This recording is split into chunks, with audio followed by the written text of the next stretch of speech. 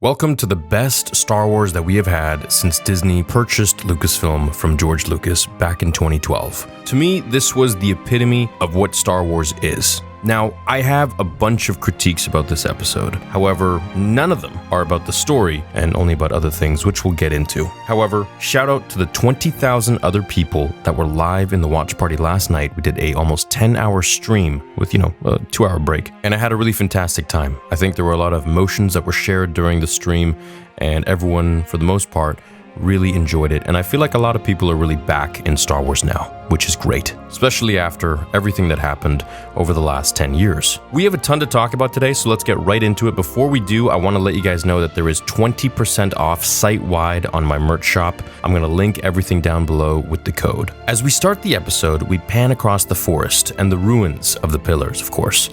And we see the map that has been sliced in half by Balin's blade, after Sabine gave it to him and decided to go with them. Hera and the X-Wings enter the scene as she reaches out to Carson Teva, who performs a sweep of the area to try and find Ahsoka. Jason Syndulla and Chopper wander around. And for those who don't know, Jason Syndulla is the son of Hera and Jedi Kanan Jarrus, who survived Order 66. Kanan trained Ezra Bridger. He also trained Sabine a little bit in lightsaber combat. And the master of Kanan was Depa Billaba, who was the student of Mace Windu. As they see Huyang analyzing the helmet of Sabine that he found in the forest, he is sad because he told them to stay together, but they never did, remarking that they never listen.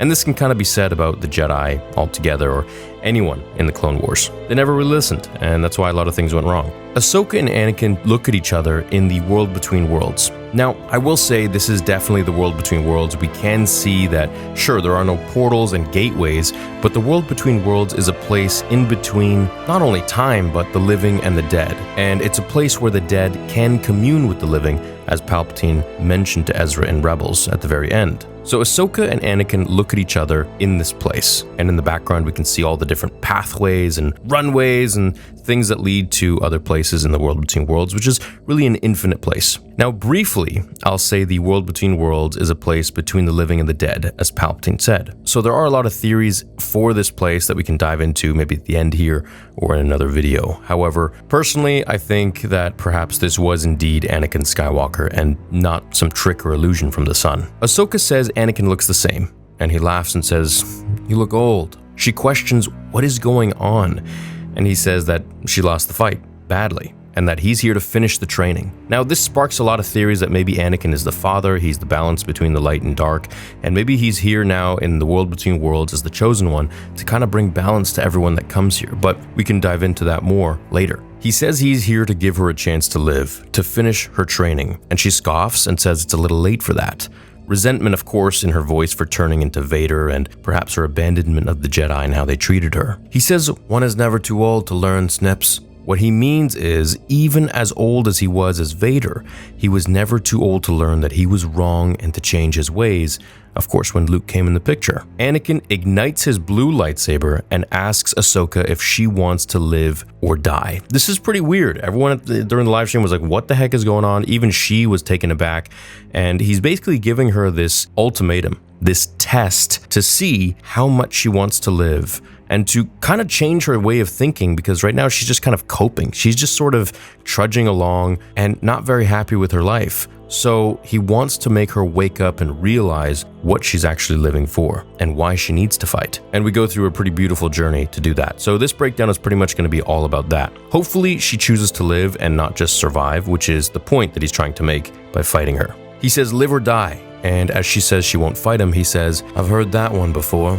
Now, where he's heard this one before is, of course, in Return of the Jedi, when Luke tells him that "I will not fight you, Father." And this is at minute 1 hour 49:15 seconds, as he says atop the stairs, and Vader goes to strike him quickly, just like here with Anakin and Ahsoka, where she ignites her lightsaber in the air as she goes to block. We see Anakin fighting the way Nick Gillard trained Hayden, and the two go at it master and apprentice. I personally wish that Nick was hired for the choreography. I feel like the choreography really took me out of all of the scenes. As badass and cool as it was to see Anakin fighting again, it just doesn't feel the same without Nick Gillard, and I think that it's time they hire him for the job. Jacen Syndulla can hear their lightsaber strikes as he overlooks the ocean. His connection to the Force is strong. He calls Hera, his mom, over and tells her that he hears the lightsabers. He can hear into the world between worlds as Ahsoka and Anakin fight, and the music swells beautifully where we become very emotional. Now,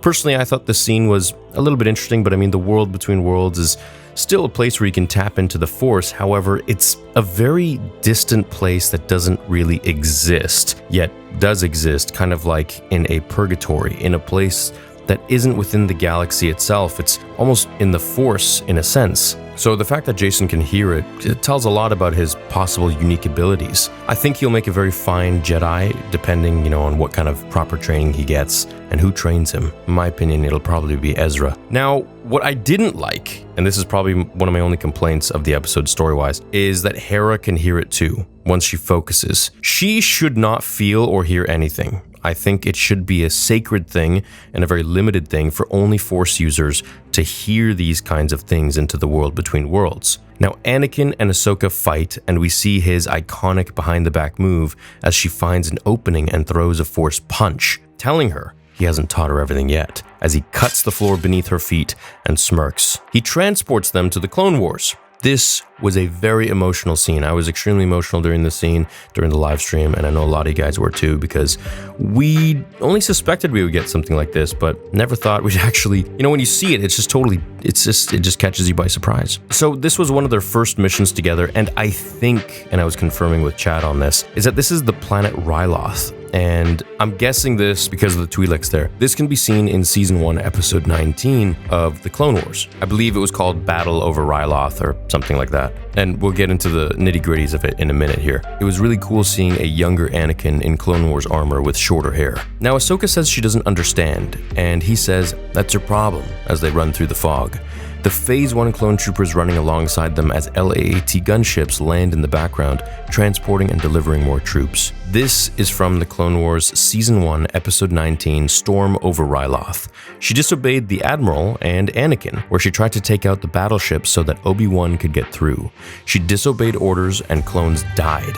She lost many of her pilots, the cruiser, a Redeemer, and an entire squadron of fighters. Ahsoka consoles the injured and dying clone on the stretcher with face wounds as she grabs his hand. We see Anakin and Rex in the background talking about the mission with some Twi'leks. We also notice the clones are Phase 1 and not yet Phase 2 as we see further into and around Episode 3, Revenge of the Sith. Also, the clones have blue stripes, at least most of them, not just the grunts, which means they are part of the 501st, which are loyal to only Anakin. These are Anakin's clone troopers. Ahsoka tells him that they lost so many, and he tells her that's the price of war. So she blames herself, and this is what Anakin is trying to change, is that she's always blaming herself for extrinsic factors, such as him turning to the dark side. This is where the heart of it lies. He says as Jedi, it's their job to lead. It doesn't mean they don't make mistakes, and losing lives is part of the job. She realizes this isn't what she trained for. And this is what Anakin says as well, that when he became a Jedi with Obi-Wan, they were keepers of the peace, not soldiers, like Master Mace Windu says.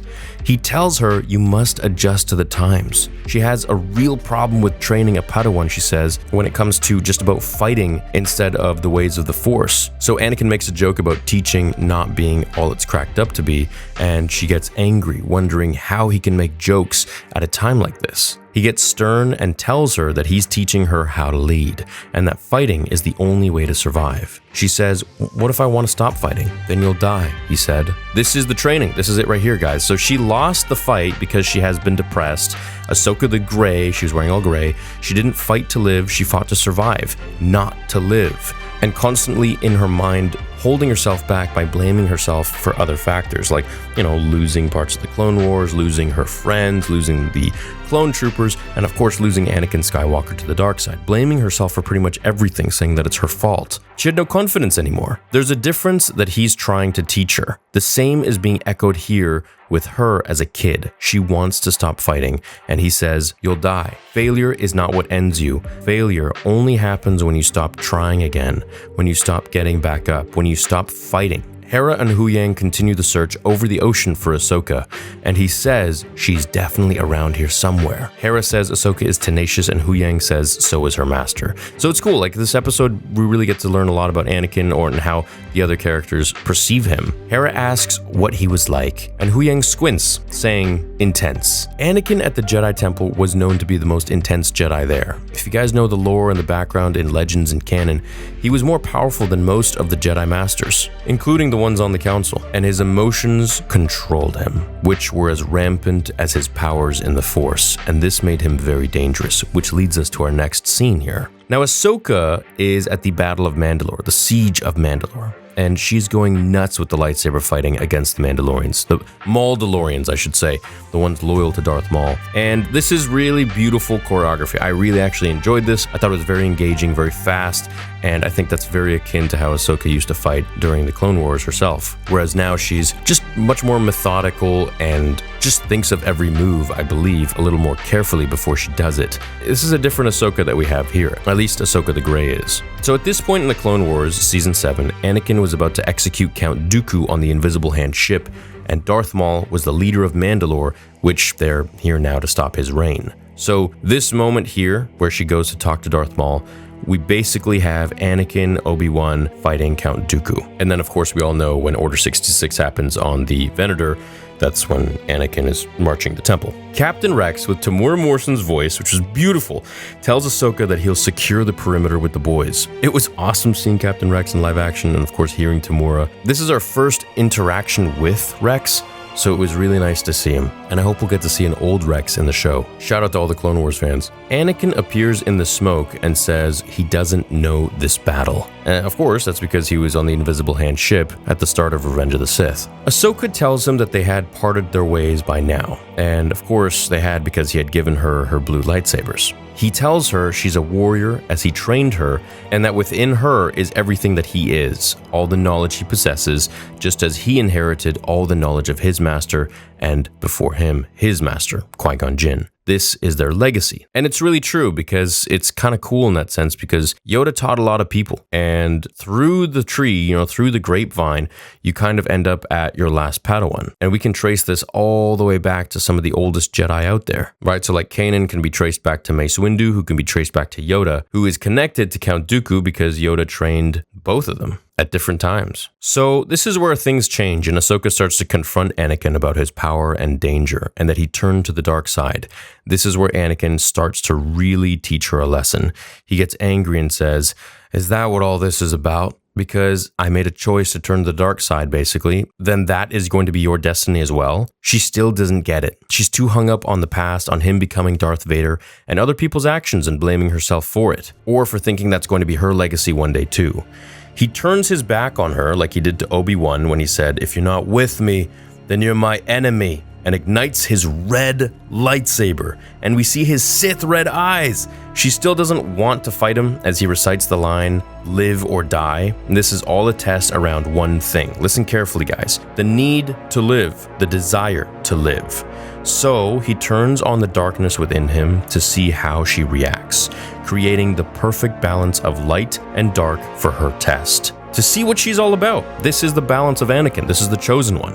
He fights her as first Anakin Skywalker in the Clone Wars, the light side version, and then fights her as Vader, the dark side version.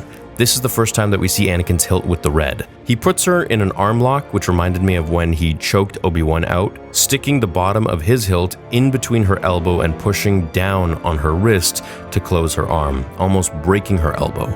He force pushes her through the fog and into the world between worlds again as he charges at her, where he says, "You lack conviction," in half of Vader's mechanical voice and half of Anakin's voice. So this is clearly portraying that Anakin and Vader are now basically one, and the two entities have morphed into this one being where they're now fighting Ahsoka. She's not fighting Anakin anymore, she's fighting Vader on Mustafar. Or, well, really, Vader, but just in Anakin's body. So he pushes her, he fights her, he tests her, and allows her to take his saber just the same way that he took Dooku's in the same sort of movement. You couldn't see because it was a little bit too pushed in, a little too zoomed in, but it did look like the same move where she moves downwards and takes his saber from him.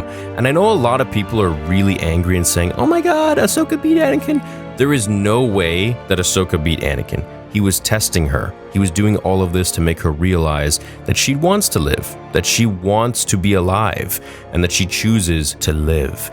And so this is why he allowed her to do that. I mean, just look at the fighting between him and Obi-Wan, who were actually trying to kill each other, versus the fighting with him and Ahsoka. There is a very big difference. Now, as she pushes the red saber closer to him, her eyes turn Sith red-orange only for a moment, then back to normal as she collects herself and throws the saber away, telling him, I choose to live. The training is now complete. Anakin steps back, his eyes return to normal, showing us that he has the control that he always needed to turn from the dark side back to the light and vice versa. He smiles and he says, there's hope for you yet. Meaning, I think here, that this isn't the last time that we're going to see him. As you guys remember, there are some extra lines in the trailers about Ahsoka fighting droids and him saying that you're not going to be fighting droids here in this mission or something like that.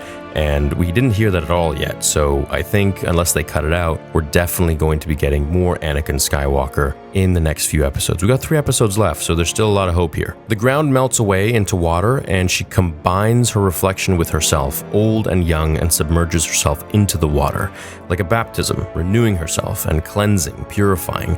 She is now Ahsoka the White, like Gandalf the White.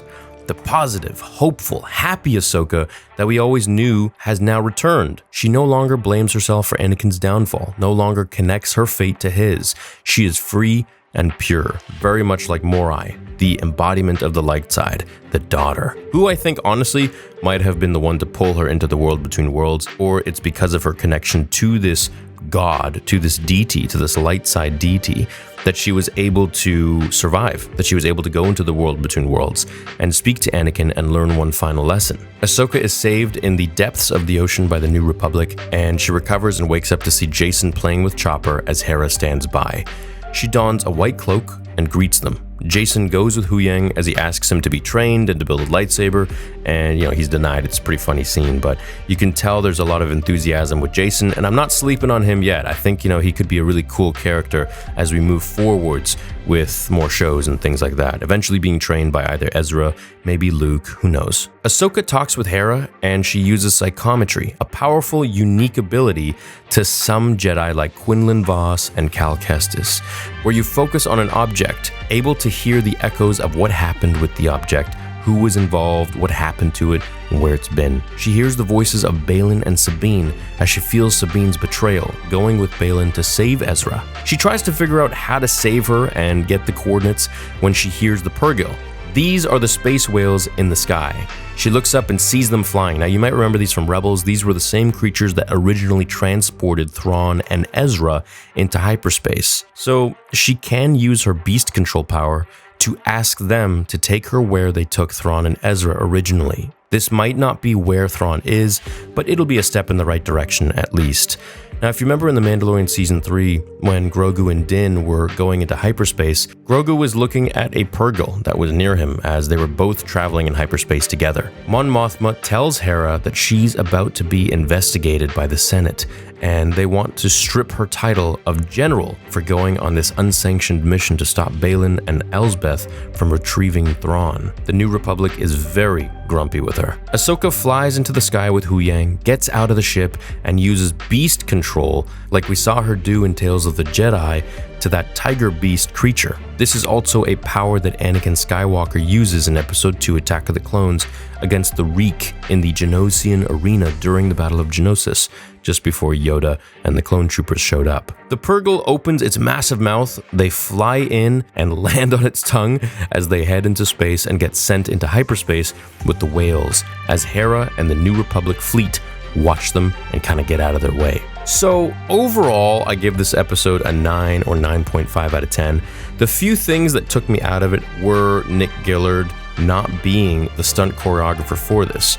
I think a lot of the moves that were expressed in this episode could have been so much better, especially after seeing Anakin in the prequel trilogy. I think we all have this very close affinity to seeing Anakin move the way he used to, and that's simply because of the training that he had from Nick Gillard, Hayden's training. So I think it would only be wise if we were to hire the same master choreographer, the master swordsman, to do these kinds of fight scenes to make it feel as authentic to Star Wars as it always has. But hey, that's not my choice. That's, I guess, Dave or Disney or whoever. I will be creating a petition to see how many votes we can get for people to want Nick Gillard to get back on Star Wars and to see his fight choreography back in the shows and the movies. I think that's really the best way to move forwards. And I've talked to him about this and he's all about it. He's all for it. So it's definitely with his approval. Next episode will be a banger, I think, as Ahsoka heads to find Thrawn and Ezra, where perhaps we'll see more scenes with Anakin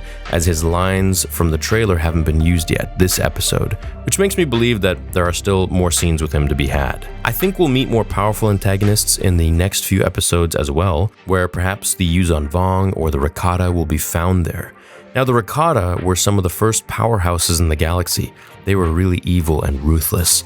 I have a full video on them if you guys want to learn more about their lore, but essentially they were invading the first Force users on the planet Tython way before, back in the Old Republic, like the very beginning. We also heard about them in canon in Andor, so go check out my video if you haven't already for a concise breakdown on their lore and who they are. So overall, this episode is a strong 9 to 9.5 out of 10 for me. And that's for Disney era Star Wars. That's not for George Lucas Star Wars. So I don't want you guys to get confused. I think this is some of the best Star Wars that we've gotten since the acquisition of Lucasfilm and the departure of George Lucas. I think Dave Filoni's Star Wars is going to be the closest thing that we'll ever get to George Lucas Star Wars going forwards. Unless Disney can maybe understand that Dave Filoni is the key to all of this. After all, George did train him, and he respects George and the story. He's a fan. I really enjoyed the scenes with Anakin. However, I was taken out of it with the choreography. I think they do need to hire Nick Gillard once again, as well as the Hera scene kind of took me out of it too, with her being able to hear into the world between worlds. Other than that, I was really hoping for a little bit more Anakin Skywalker. I feel like there were some more scenes that we could have seen, but hey, we might see him once again going forwards in episode 6, 7, or 8. I just wish there was a little bit more of time spent on Anakin, maybe talking about what went wrong in Revenge of the Sith, maybe talking about how Ahsoka really wouldn't have prevented him from turning to the dark side, that it wouldn't have made a difference. Maybe pushing her through some sort of a world between worlds door where they would pass by little, snippets of him fighting Obi-Wan or fighting someone else, maybe different parallel galaxies of scenarios that never happened and never could happen, of maybe seeing something like the Mirror of Erised from Harry Potter, where we get to see like the happiest memory of Anakin and Padme and Luke and Leia, and he's in the light side and he's alive and he's a dad. So I think there's a lot of stuff that could have definitely been done. However, maybe they're leaving it for another time, or they just wanted to make it super concise. But I felt like there was a lot that they cut out with the Anakin scenes. But I guess we'll see. Anyways, really fantastic episode overall. It was absolutely such a treat to see Hayden again and to see him in a way that we haven't seen him before. We haven't seen him in this newfound style of being so collected and calm and wise. And I think that he's, developed his training even more in the world between worlds, or wherever this is in the afterlife, and really now fulfilling his prophecy of the Chosen One beyond death, of the physical. So I'd like to dive more into about that and learn more with what Anakin's journey is going forwards. I hope you guys enjoyed today's breakdown. Please leave a like on the video if you did, and I'll see you all in the next one. Until then, remember, the Force will be with you always.